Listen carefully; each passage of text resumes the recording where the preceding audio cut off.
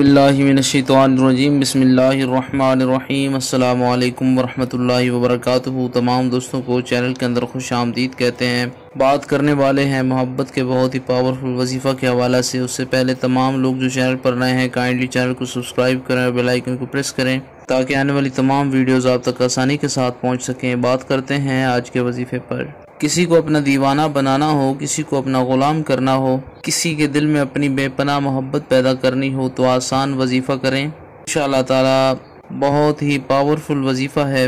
जिसको भी आप चाहें उसको अपना ताबे करें। शौहर को, अपनी वाइफ को, जिसको भी आप चाहें अपने ताबे कर सकते हैं। बहन भाई के रिश्ते के लिए कर सकते हैं। हर किस्म के जायज़ रिश्ते के लिए आप ये वजीफ़ा कर सकते हैं। अल्लाह रब्बुल आलमीन तमाम उम्मत मुस्लिमा की खैर फरमाए। अल्लाह पाक तमाम लोगों को हर किस्म के वबाई अमराज से महफूज फरमाए।